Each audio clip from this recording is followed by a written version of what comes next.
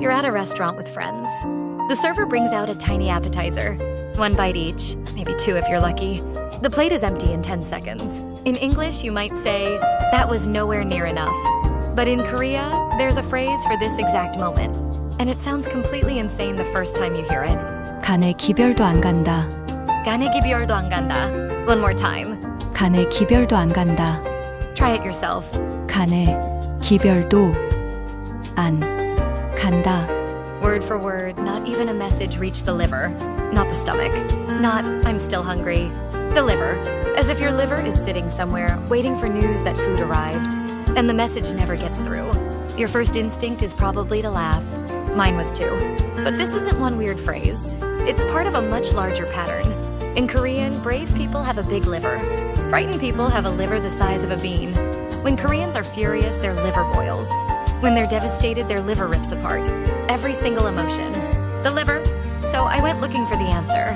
And what I found was a completely different theory of the human body. One that's been hiding underneath Korean language for over 2,000 years. Let me be precise about what this phrase actually means. It's not about feeling hungry. It's about the portion. 간에 기별도 안 간다 means the amount of food was so small, it barely registers as having eaten it all. You'll hear it with tiny servings. A single dumpling, a sliver of meat, an appetizer split between 4 people. Someone takes a bite, looks at the empty plate, and says it. 간에 기별도 안 간다. Everyone laughs. Everyone nods. Nobody explains it because nobody needs to. But if the point is just, that portion was too small, there are a dozen easier ways to say that in Korean. Instead, the language reaches past the stomach, past the intestines, and lands specifically, bizarrely on the liver, with this strange idea of word or news failing to arrive. Why the liver? And why word? Here's the explanation you'll find if you search this phrase, even on Korean sites. The liver processes nutrients absorbed from food. So if you eat too little, those nutrients never even make it to the liver. Ancient Koreans must have understood digestion and metabolism. It flatters the culture. It turns a strange phrase into evidence of ancient wisdom. But there's a problem. If this theory were true, it would mean that centuries ago, long before anyone understood that nutrients get filtered through the liver, ordinary Korean farmers had already worked out that biochemical pathway, well enough to build an everyday saying around it. Extraordinary claim. Needs evidence. So I went looking. The Joseon Dynasty kept some of the most obsessive records in human history. The annals alone span 900 years and tens of millions of characters. I checked the royal medical records. Nothing. I checked Dongi Bogum, the famous 1613 medical encyclopedia. The liver shows up constantly, but never tied to this expression. I checked proverb collections going back as far as they exist. The phrase appears always defined simply as the portion was too small, with zero explanation of why the liver was chosen. The metabolism theory is an ancient wisdom. It's a modern guess, invented after the fact to explain a phrase, whose real origin had already been forgotten. This happens with idioms in every language. Once an expression gets old enough, people invent reasons. The reasons that survive aren't the true ones. They're the ones that sound the smartest. So, what's actually going on with that word? Gibyol, word, or news. In the Joseon Dynasty, the royal court ran something close to a government gazette.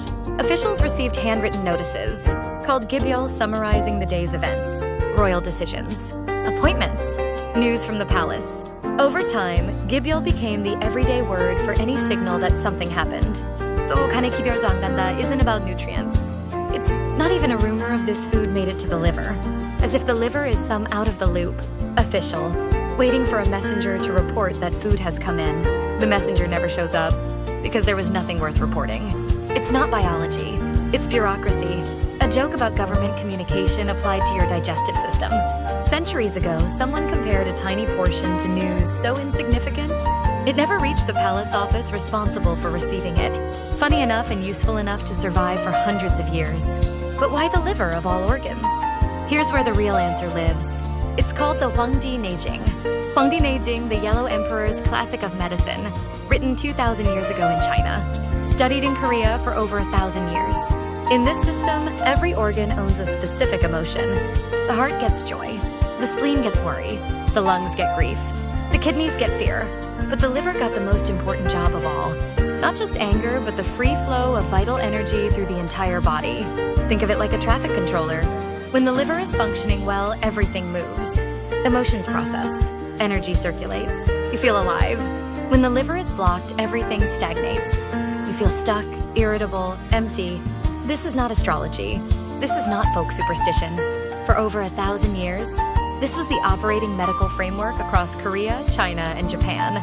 When a Joseon Dynasty doctor said, "Your liver energy is disturbed," they didn't mean you needed a liver transplant. They meant your vitality, your will, your drive was blocked.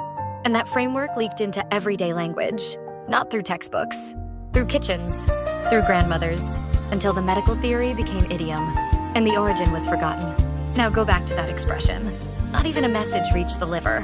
If the liver is the organ responsible for making things count, then food that doesn't truly satisfy you has failed to reach the system that would make it real. The messenger never showed up because there was nothing to report. And the same pattern exists in English, we've just forgotten it.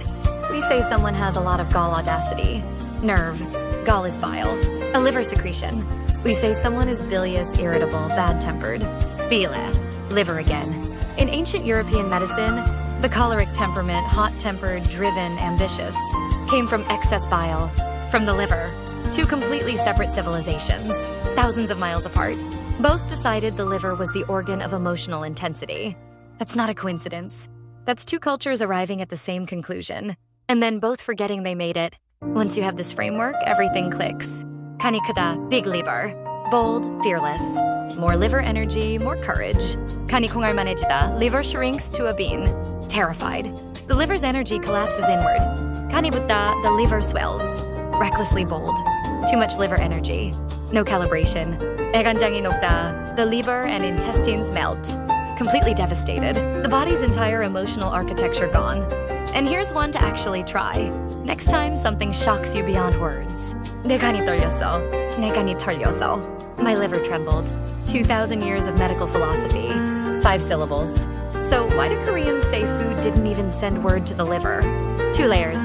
The surface, a bureaucratic joke.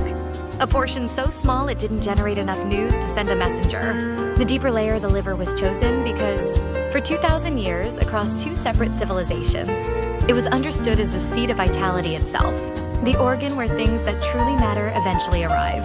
A single bite simply doesn't qualify for the trip. Every culture builds an invisible emotional map of the human body. English says, follow your heart, trust your gut, have a spine, lose your nerve, remnants of theories we've forgotten. Korean does the same, just with the liver at the center instead of the heart. Language doesn't just communicate information. Language preserves worldviews, long after the worldview is gone. The Hwangdi Neijing model has been largely replaced in modern Korean medicine, but the liver is still brave. The liver still shakes with fear, because language is more conservative than medicine, and more honest than we think. 간의 기별도 안 간다. 간의 기별도 안 간다. What started as a complaint about a tiny appetizer is a 2,000-year-old argument about what the body is for, not just a machine that processes food, a system that's supposed to make you feel alive. And if it didn't, if you're still hungry, still unsatisfied, still searching, then no, not even a message reached the liver. It didn't count. 간의 기별도 안 간다. The messenger never showed up, because there was nothing to report. 속이 뒤집히다, my insides are flipping over. That's the next one. Now that you know the framework, it hits completely differently. I'll see you there.